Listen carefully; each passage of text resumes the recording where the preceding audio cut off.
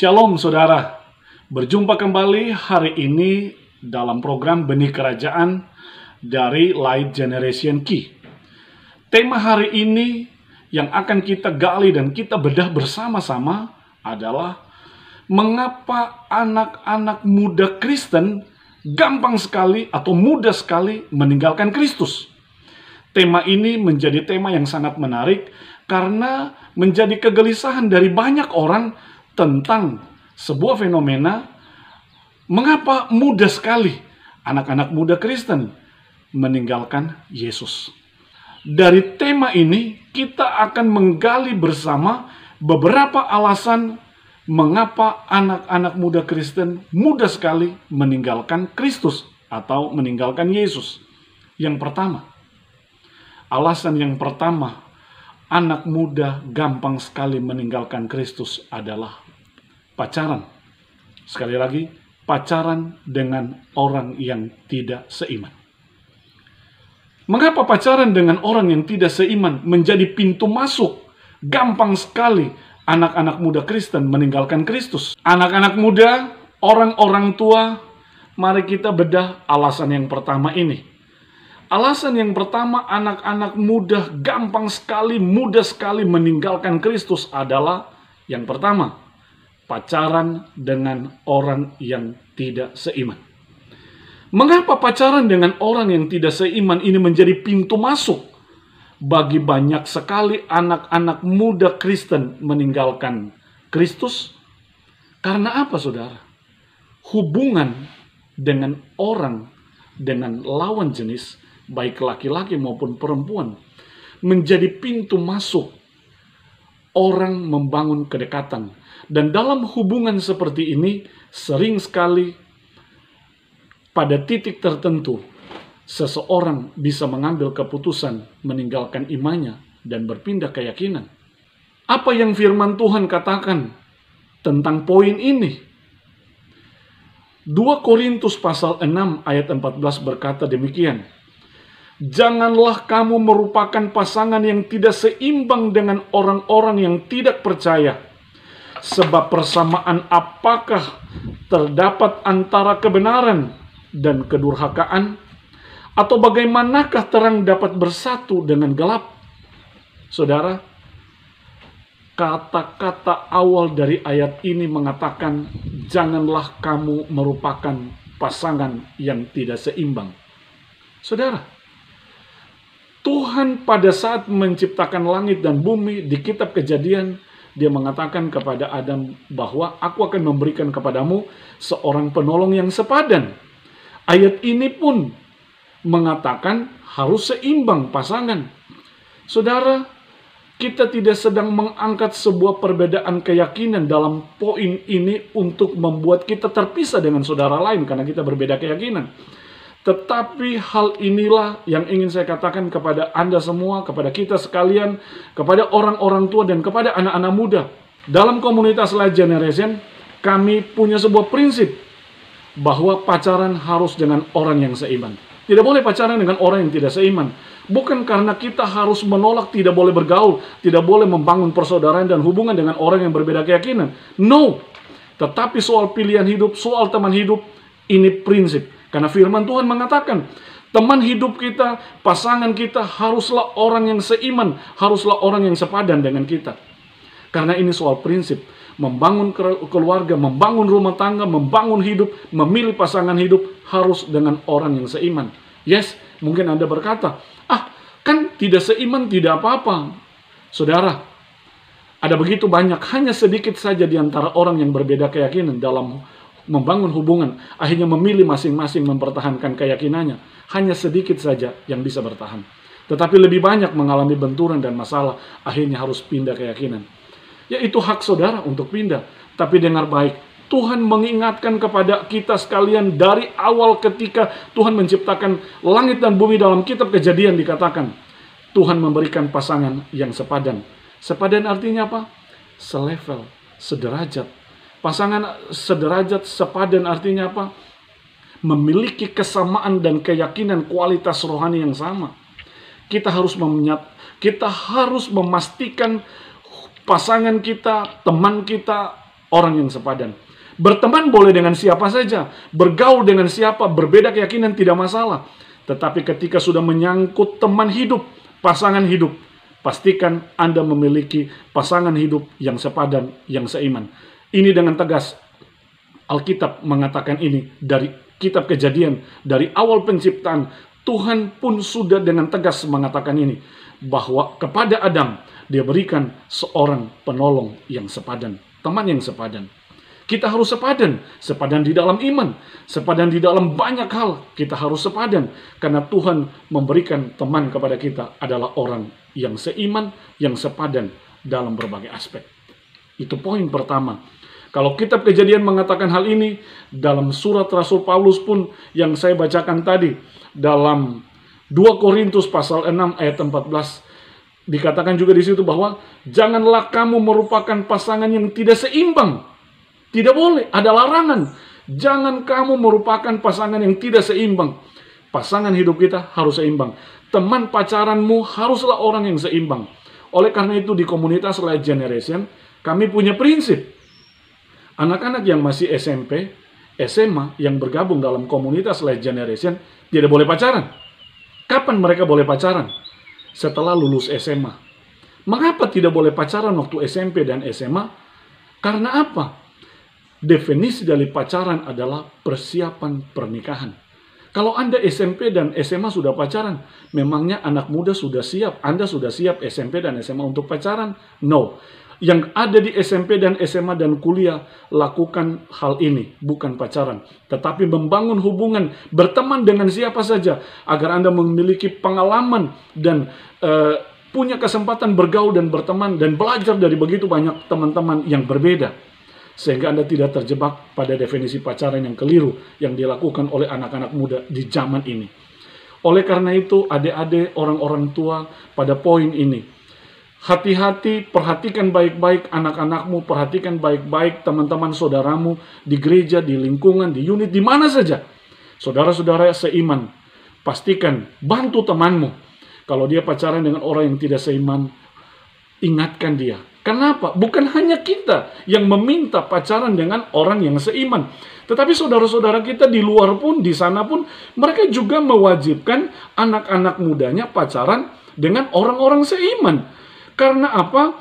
Pertumbuhan rohani seseorang yang seiman itu memudahkan dia dalam mendidik anak-anaknya. Oleh karena itu, pada kesempatan ini saya ingatkan dan saya sampaikan kepada adik-adik anak-anak muda sekalian, ayo mari saudara, pilih teman pacaranmu adalah teman yang seiman. Kita memilih pacaran dengan teman yang seiman bukan berarti kita tidak boleh bergaul dan berteman dengan saudara-saudara kita yang berbeda keyakinan. No, kita berteman dengan siapapun.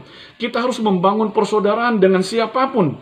Tetapi soal memilih pilihan teman hidup, Anda pastikan Anda pacaran dengan orang yang seiman dengan Anda. Demikian, itu poin pertama. Poin yang kedua adalah mengapa anak-anak muda Kristen mudah sekali meninggalkan Kristus. Yang kedua, alasan yang kedua adalah pengaruh dari teknologi, dari internet, dari film, drama Korea misalnya, seperti itu.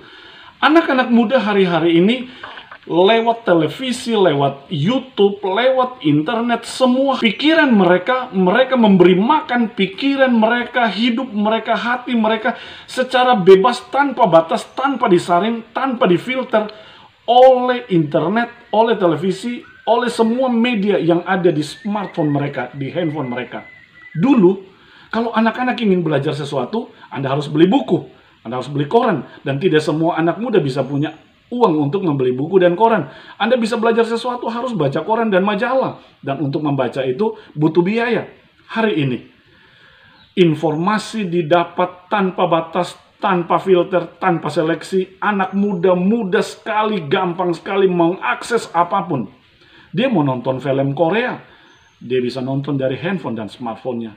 Dan film-film, drama-drama Korea seakan-akan membuat orang-orang kecanduan, anak-anak muda menontonnya berseri dan tidak berhenti. Sehingga apa? pikiran mereka, mindset mereka, kadang-kadang film itu mempengaruhi pola dan gaya hidup mereka.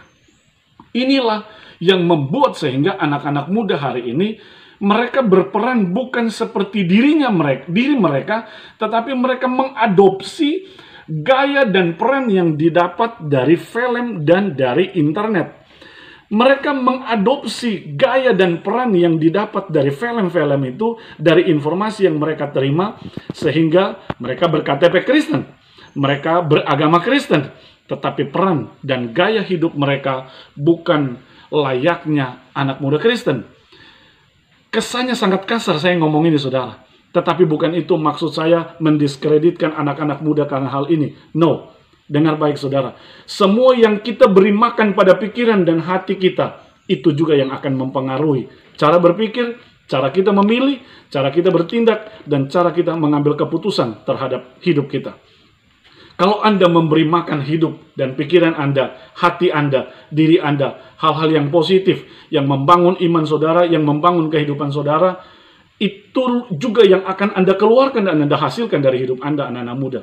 Tapi kalau kita memberi makan semua hal yang kita terima tanpa seleksi, tanpa filter, perhatikan baik-baik. Yang Anda masukkan dalam diri Anda, itu juga yang akan Anda keluarkan dari diri Anda.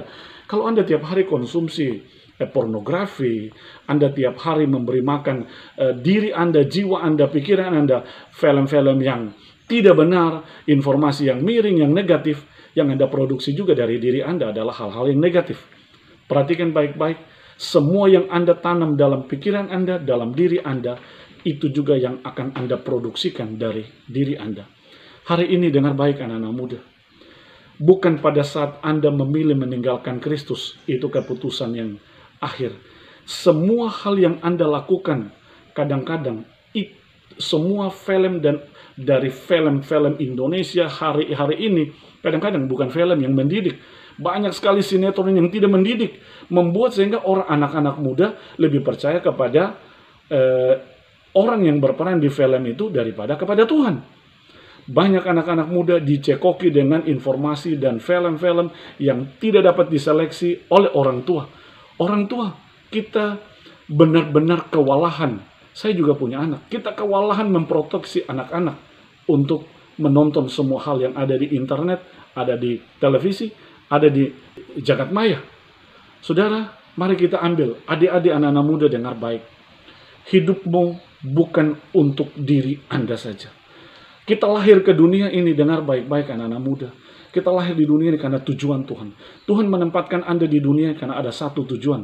Supaya kehadiran kita membawa dampak kerajaan bagi dunia. Tapi kalau kita tidak mengadopsi dan hidup kita terpengaruh dengan ada begitu banyak hal yang kita konsumsi dari film dan lain-lain, kita mudah terseret. Bukan pada saat kita pindah, tetapi secara tidak sadar kita berKTP Kristen, kita ke gereja, tapi cara berpikir kita bukan lagi cara berpikir Kristiani. Gaya hidup kita bukan lagi gaya hidup Kristiani.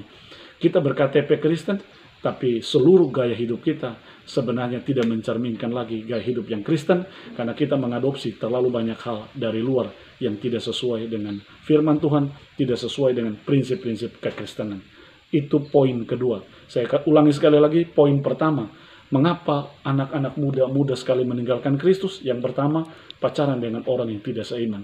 Yang kedua, pengaruh dari internet, film, sinetron, dan teknologi. Itu poin kedua. Sekarang kita akan bedah poin yang ketiga. Saudara sekalian, poin yang ketiga adalah anak-anak muda kehilangan figur bapa. Pada poin yang ketiga ini bukan hanya kehilangan figur bapa. Mereka tidak punya bapa rohani. Kalau mereka bukan cuma kehilangan figur bapa, mereka bukan hanya tidak punya bapa rohani, tetapi anak-anak muda tidak punya keluarga rohani. Saudara dengar baik alasan yang ketiga ini, alasan yang sangat penting. Mengapa banyak anak-anak muda Kristen meninggalkan Kristus? Mengapa mereka di usia tertentu memilih jalan lain dan meninggalkan Yesus? Alasan yang ketiga, mereka tidak mengalami kasih Bapa. Ada begitu banyak anak-anak yang lahir memiliki Bapa yang hebat. Bapaknya cinta Tuhan, Bapaknya benar-benar Bapa yang luar biasa, layak dan patut diteladani. Cinta Tuhan Bapaknya. Tetapi mari kita jujur, Bapak-bapak, bukan hanya Anda, saya juga, kita semua, yang namanya laki-laki yang sudah menjadi bapak atau yang belum menjadi bapak, ini penting bagi Anda dan saya. Anak-anak harus mengalami kasih Bapa. Ada begitu banyak anak-anak yang lahir hari-hari ini, anak-anak muda yang tidak mengalami hubungan yang harmonis, yang kuat, yang berkualitas dengan bapaknya. Mereka tidak mengalami kasih Bapa. Ya kalau ada anak yang lahir tanpa Bapa, itu kasus lain. Mereka tidak mengalami kasih Bapa. Tetapi juga ada anak-anak yang lahir punya Bapa, tapi tidak mengalami kasih Bapa. Punya orang tua, punya ayah, tapi tidak mengalami itu. Ada juga anak-anak yang sudah tidak punya Bapa, lahir tanpa Bapa, punya Bapa, tidak mengalami kasih Bapa, tetapi juga tidak punya Bapa rohani. Saudara dengar baik, setiap anak-anak muda, setiap orang Kristen, kita harus punya yang namanya Bapa rohani. Bapa rohani kita yang pertama adalah ayah kita, papa kita di rumah.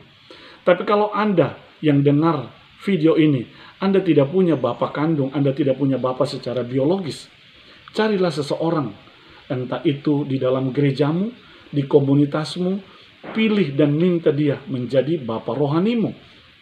Tapi kalau Anda punya Bapa kandung, Anda punya Bapa secara biologis, Bapamu ada. Tetapi Bapamu bukan menjadi teladan, hidupnya tidak membangun rohanimu. Dengar baik. Jangan putus asa, tetap hormati dan hargai Bapamu karena dia adalah ayah dan Bapamu. Tetapi cari seseorang, entah itu pendeta, entah itu pastor, siapapun awam yang punya hidup rohani yang baik. Minta dia, datangi dia, dan minta dia menjadi Bapa rohanimu. Sampai hari ini, saya punya Bapa rohani. Hari ini pun di komunitas Light Generation, anak-anak memanggil saya Bapa. Saya harus menjadi Bapa buat mereka. Saya punya anak di rumah, saya harus jadi Bapa rohani buat anak-anak saya. Tetapi saya juga adalah seorang anak, saya juga punya Bapa rohani. Ada pastor yang saya minta dia menjadi Bapa rohani saya sampai hari ini. Sekali lagi, saya punya Bapa rohani. Ada juga orang awam yang secara rohani saya kenal dan saya tahu benar hidupnya pantas dan patut diteladani. Saya juga minta dia menjadi Bapa rohani buat saya. Mengapa kita butuh Bapa rohani, saudara? Karena Bapa rohani itulah yang membimbing kita. Anak-anak Kristen dengar baik. Engkau waktu dibaptis, engkau punya Bapa serani. Itu Bapa rohanimu. Tetapi jujur, banyak sekali Bapa serani yang tidak menjalankan fungsinya dengan baik sebagai Bapa rohani. Orang tua mereka sudah tidak berfungsi memberikan makanan rohani yang cukup. Kadang-kadang anak-anak pergi ke gereja, anak-anak pergi ibadah, bapak-bapak santai dan tidak pergi ke gereja. Teladan apa yang kita tanam buat anak-anak di zaman ini? Jangan bingung. Ketika Anda bingung, sesungguhnya kita punya andil membuat anak-anak ini tidak melekat di dalam Kristus. Sehingga ketika mereka tumbuh menjadi dewasa, mereka membangun hubungan, mereka ketemu dengan orang-orang yang sesungguhnya tidak seiman. Orang tua bingung. Kenapa? Itu bukan salah mereka. Karena kita juga punya andil dan salah. Kita tidak menjadi contoh dan teladan. Diri kita sebagai orang tua, kita tidak menjadi role model bagi anak-anak ini. Mari hari ini anak-anak muda, cari seseorang menjadi Bapa rohanimu. Kita butuh bukan cuma Bapa rohani. Kita butuh juga yang namanya keluarga rohani. Saya minta anak-anak muda, cari dan temukan komunitas rohani yang baik, yang sehat bagi dirimu. Tidak ada komunitas yang sempurna di dunia ini. Tidak ada gereja yang paling sempurna. Tetapi dengar baik, di mana-mana ada orang-orang yang benar-benar mau membangun persaudaraan. Mungkin tempat itu cocok dan tepat untuk Anda. Pilih, bertumbuh di situ, berakar di situ, belajar tentang Tuhan di situ, dan benar-benar temukan orang-orang yang benar-benar menjadi kakak bagi dirimu, menjadi Bapa rohani bagi dirimu, belajar sama-sama dengan mereka, bangun hidup rohanimu di komunitas dan di keluarga rohani yang benar-benar sehat untuk pertumbuhan rohanimu. Sehingga apa? Kita tidak boleh mendengar lagi yang namanya ada anak-anak muda yang meninggalkan Kristus karena mereka pacaran dengan orang yang tidak seiman. Kita tidak lagi mendengar orang-orang, anak-anak muda yang meninggalkan Kristus Karena gaya hidup mereka, pikiran mereka terpengaruh dengan film, dengan sinetron, dengan informasi semua hal yang didapat dari internet. Kita tidak lagi mendengar anak-anak muda meninggalkan Kristus karena mereka tidak punya figur ayah, mereka tidak punya bapak rohani, mereka tidak punya keluarga rohani. Putuskan hari ini, kita ambil sikap hari ini. Kita jadi bapak bagi anak-anak kita. Kita juga jadi bapak rohani buat anak-anak muda yang lain. Kita juga, saya minta bapak-bapak, mari ibu-ibu, kita ada komunitas rohani. Kita jadi keluarga rohani, saling support, memproteksi anak-anak ini. Sehingga anak-anak ini benar-benar tumbuh dalam keluarga rohani yang sehat, dalam anak-anak ini tumbuh dan memiliki bapak rohani yang berkualitas, menjadi model yang luar biasa. Tapi anak-anak ini juga tumbuh karena mereka memiliki figur-figur bapa yang luar biasa cinta Tuhan. Demikian itu poin ketiga. Kita akan berpindah pada poin keempat. Selanjutnya, poin yang keempat. Mengapa anak-anak muda Kristen mudah sekali meninggalkan Kristus? Poin yang keempat, alasan yang keempat adalah anak-anak muda hari-hari ini tidak memiliki mentor dalam hidup mereka, dalam pertumbuhan mereka. Mentor berbeda dengan peran figur bapa. Benar bahwa seorang ayah bisa menjadi mentor, itu luar biasa, menarik sekali. Kalau ada orang tua, ada ayah yang benar-benar menjadi mentor bagi anak-anaknya.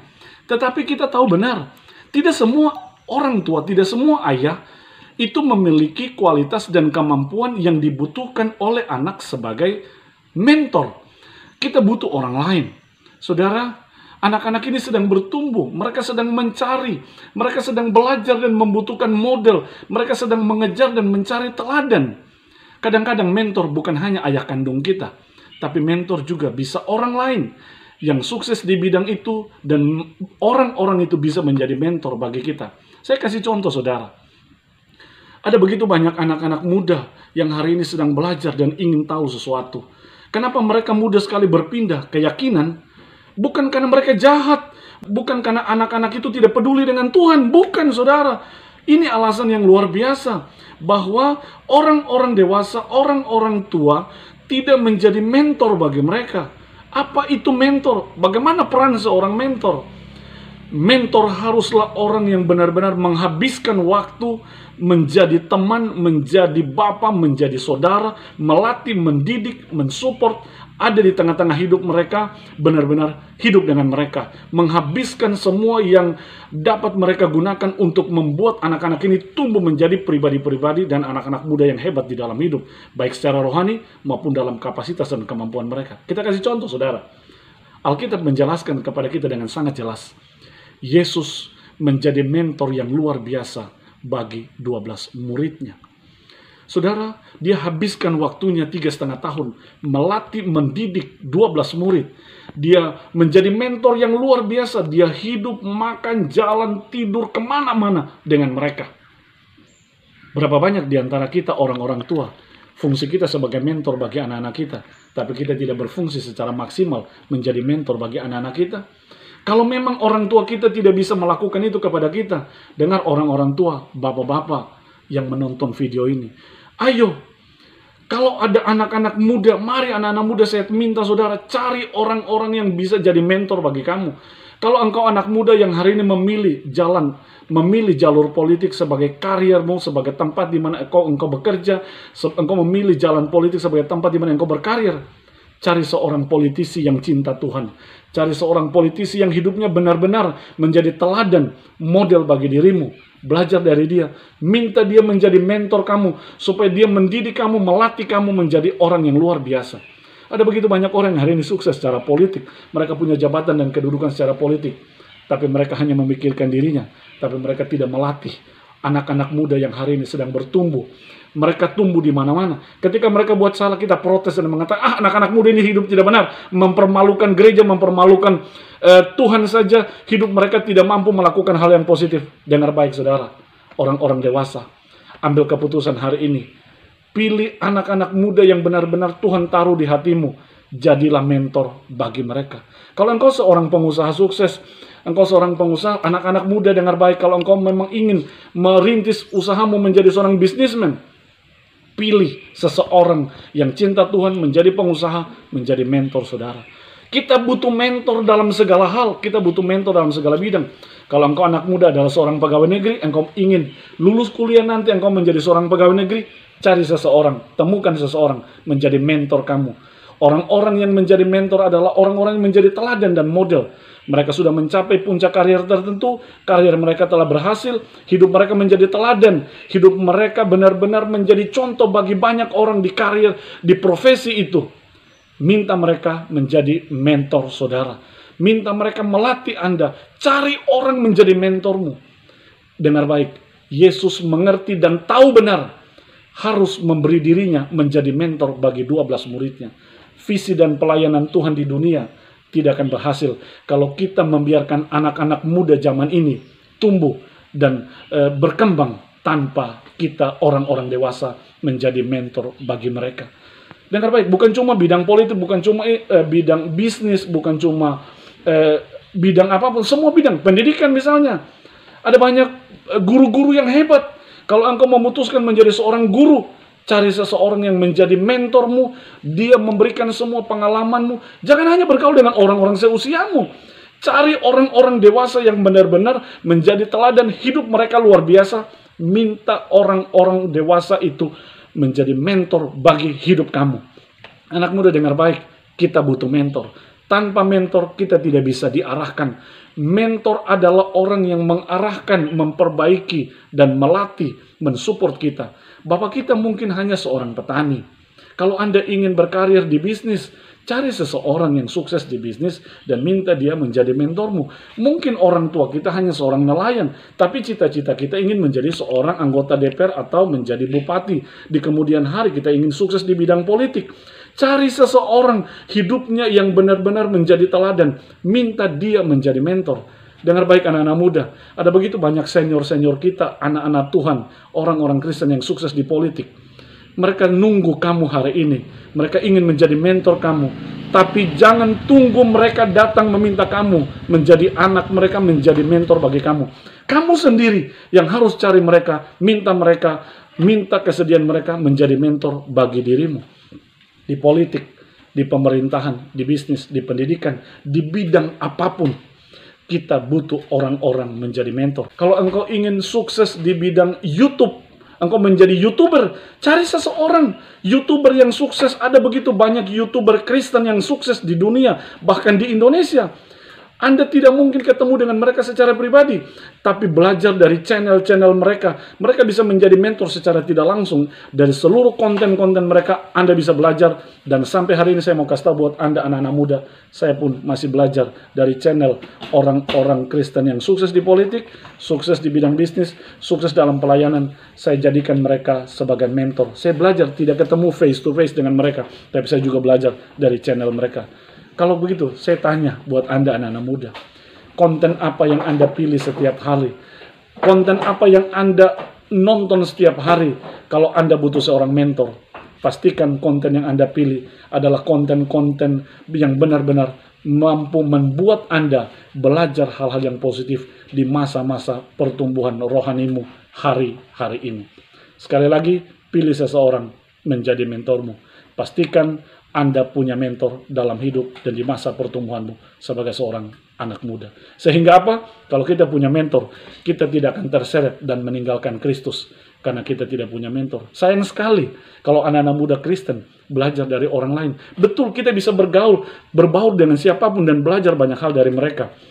Tapi dengar baik, orang-orang dewasa, orang-orang tua, jangan biarkan anak-anak muda ini tumbuh tanpa mentor. Ada banyak orang yang sukses di politik, ada banyak orang yang sukses di pendidikan, ada banyak dosen yang luar biasa, ada banyak guru yang luar biasa, ada banyak pengusaha yang luar biasa, sukses sekali. Tapi mereka tidak memberi dirinya menjadi mentor bagi orang lain. Saya minta, saya datang hari ini sebagai orang yang pernah tumbuh dan butuh mentor. Saya minta kepada teman-teman orang-orang dewasa, mari jadikan dirimu mentor bagi anak-anak muda di zaman ini. Jangan biarkan mereka tumbuh liar tanpa mentor. Kalau mereka sudah buat salah, kita protes mereka, kita tuding mereka. Tapi kapan, saudara, kapan kita jadikan diri kita mentor bagi anak-anak ini? Demikian, itu poin keempat yang ingin saya sharing pada hari ini. Kita akan kupas lagi poin kelima. Saudara, poin yang kelima adalah poin yang sangat luar biasa dan wajib anak-anak muda ketahui, orang-orang dewasa, orang-orang tua, kita perlu tahu alasan yang kelima ini. Mengapa anak-anak muda Kristen mudah sekali meninggalkan Kristus? Alasan yang kelima adalah karena anak-anak muda kita tidak berakar di dalam Kristus. Mereka tidak mengalami perjumpaan yang istimewa dengan Kristus. Dengar baik, saudara.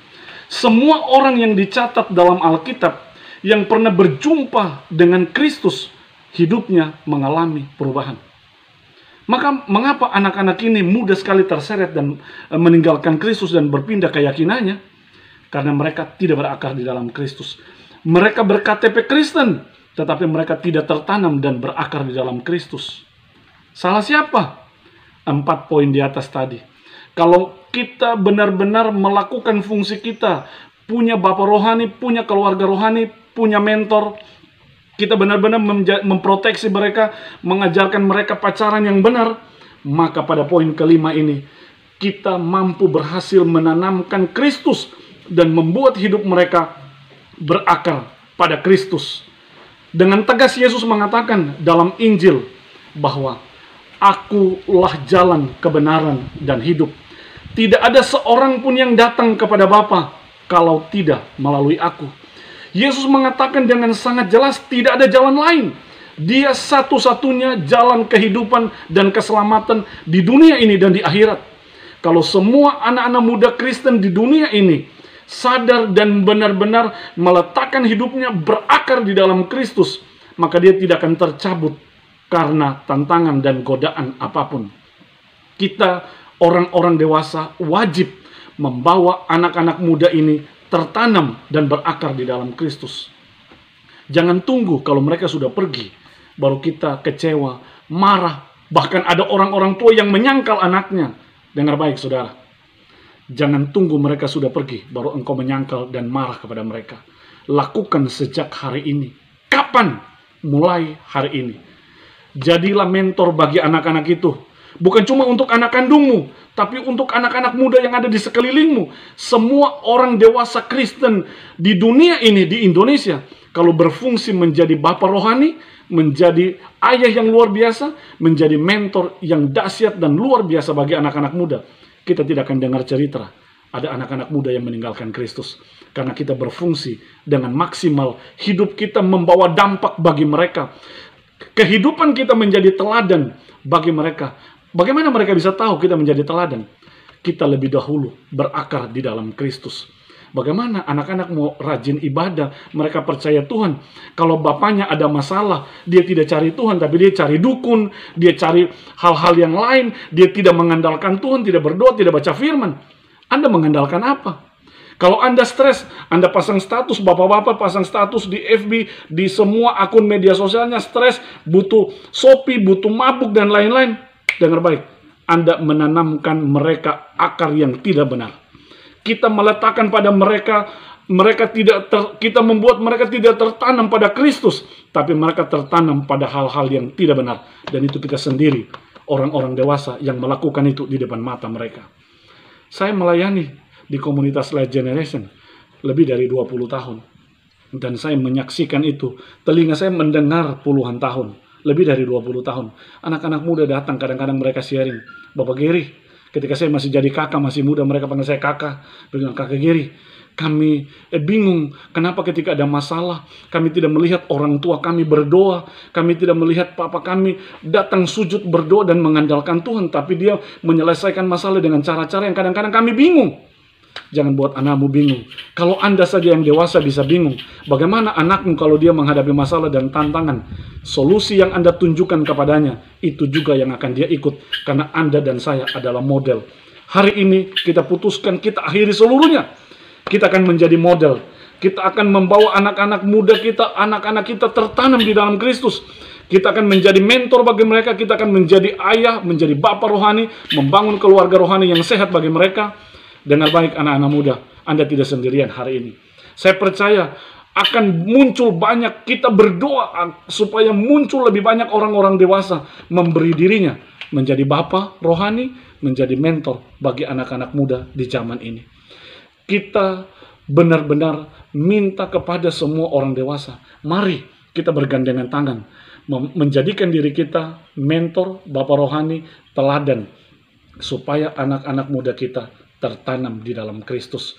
Sehingga cerita tentang anak-anak muda yang meninggalkan Kristus tidak akan terjadi lagi.